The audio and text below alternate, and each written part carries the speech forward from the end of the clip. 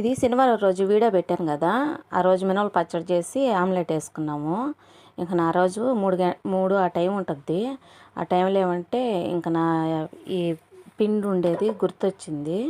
ఇదేమంటే అంగన్వాడీలో పిల్లలకి ఇస్తారు కదా, కడుపుతో ఉండే వాళ్ళకి అట్లాగా ఆ పిండి ఇది. ఈ పిండితో రొట్టె చేస్తూ ఉన్నాను. ఈ రొట్టె అంటే చాలా ఇష్టం మా పిల్లలకి.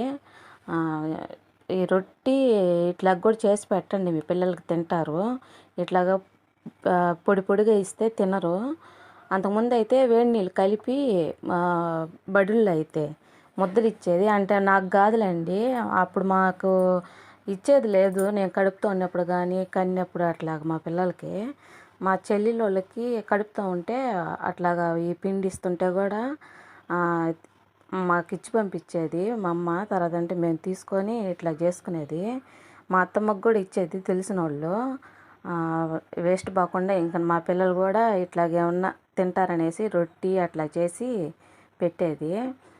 అంతకుముందు అయితే వేడి నీళ్ళు కాసి ఈ పిండిలో కలిపి ఇచ్చేది చిన్నపిల్లలకి తినేదంట. అంతకుముందు అయితే ఆ ముద్దలు కూడా.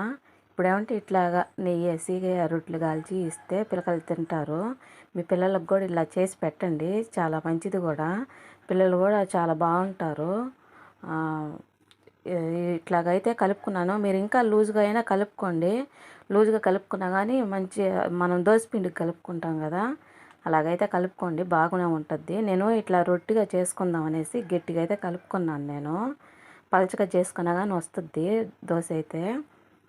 ఫస్ట్గా అయితే నేను నెయ్యి వేసుకుంటున్నాను.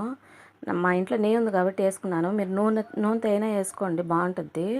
అంతకుముందు అయితే నూనెతోనే వేసేది నేనైతే. ఇంట్లో నెయ్యి ఉందని కాబట్టి వేస్తున్నాను. ఇట్లాగైతే కలిపేసుకున్నాను నేను. ఈ పిండితో కుడుములు కూడా చేసి పెడతారండి, చాలా బాగుంటాయి. మనం మామూలుగా కుడుములు చేసుకున్నట్టు చేసుకోవచ్చు. చేసుకొని పిల్లలకి ఏదో ఒక రకంగా పిల్లలకి పెడితే మంచిది. పిల్లలకు కానీ మన పెద్దవాళ్ళకి కూడా కడుపుతూ ఉంటారు కదా, వాళ్ళు ఇంకా నా పాలు పడేదానికి కానీ చాలా చాలా మంచిది కూడా ఇది. మా అత్తమ్మ చీరలు అమ్మేది. ఆ బైకులకి అట్లా పోయినప్పుడు అక్కడ తెలిసిన వాళ్ళు అట్లా ఇచ్చేది పిండి. ఆ పిండి తెచ్చి ఉట్టి చక్కెర వేసుకొని తినేది. మా అబ్బాయి అయితే చక్కెర వేసుకొని తినేది, చిన్నపిల్లోడు తినేది. అంటే ఒక 5-6 సంవత్సరాలు ఉంటాయేమో.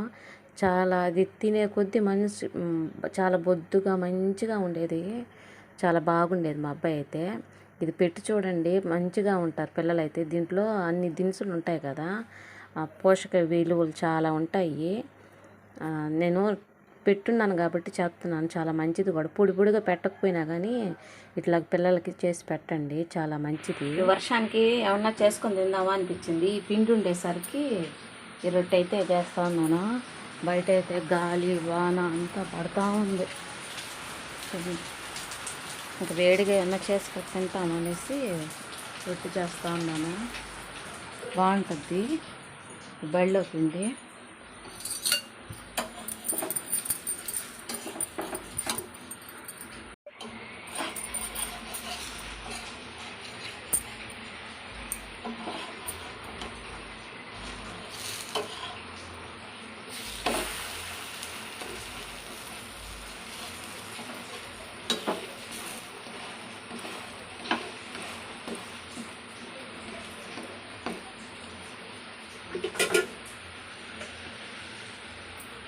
మాడినా కానీ కొంచెం బాగానే ఉంటుంది, చల్లారితే గట్టిగా వచ్చేస్తుంది.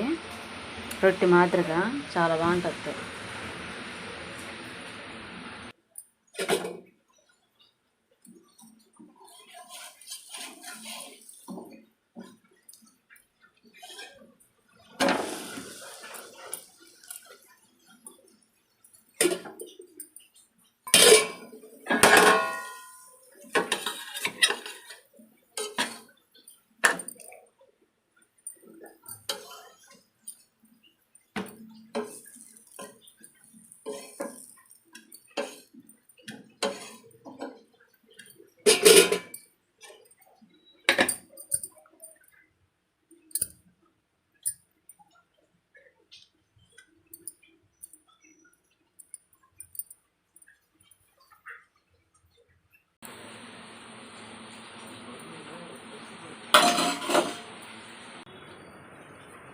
ఇటు.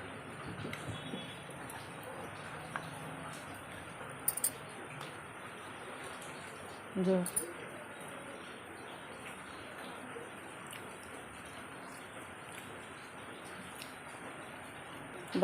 బడిలో పిండి ఇస్తారా వాడికి, వాళ్ళ ఫ్రెండ్ ఇచ్చాడులా పిండి, అది రొట్టె చేసా. నీకు చేస్తున్నా ఉంటాయ్యా, అది కాలనీ తెచ్చిస్తా.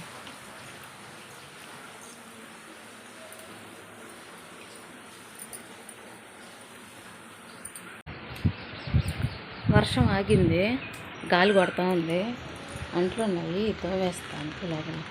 అరే చినుకులు కూడా వచ్చేసినాయి, అంట్లు తాగుతాం అనుకున్నా, నాన్న పడతా ఉంది. పండుకోండి చూడండి చాలా,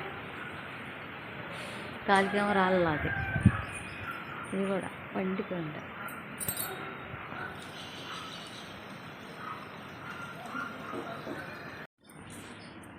ఇదేమంటే సాయంత్రం హిప్పీ ప్యాకెట్లు అయితే ఉన్నాయి, అవి చేసుకుందాం అనేసి చేసుకున్నాను. 2 ప్యాకెట్లే ఉండేసరికి ఇంకోళ్ళు ఇద్దరు నిద్రపోతూ ఉన్నారు. ఇంకా నా పనులన్నీ పూర్తి చేసుకొని 2 ప్యాకెట్లు ఉండే లోపల ఈ హిప్పీ అయితే చేసుకొని తింటా ఉన్నాను.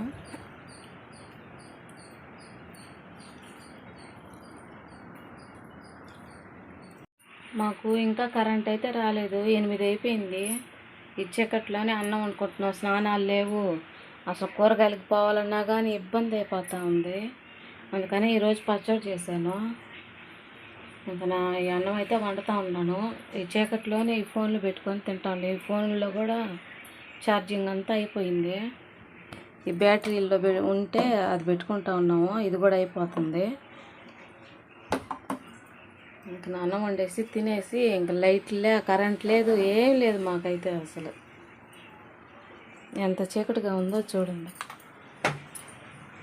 ఈ గాలికి స్టవ్ కూడా మండట్లే, గాలి కారిపోతూ ఉండదు. పాలు కాయాలన్నా కానీ పాలుకు పెట్టేసి చూడండి గాలి ఇంకా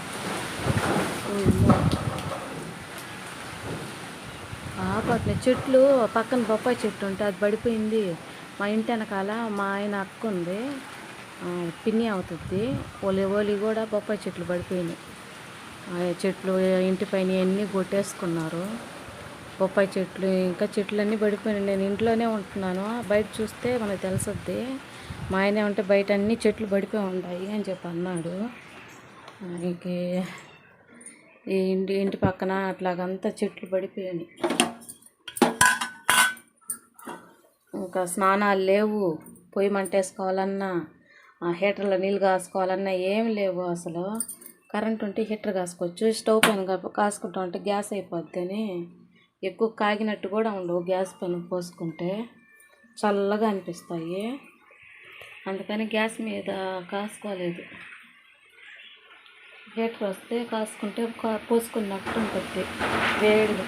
చూస్తున్నారా ఎంత గాలి శబ్దం వస్తుందో, పక్కన రేకులు అన్నీ ఊగిపోతూ ఉన్నాయి చూడండి. మాకంతా గబ్బర్ చీకటిగా ఉంది, ఈ లైట్ కూడా డిమ్ అయిపోయింది.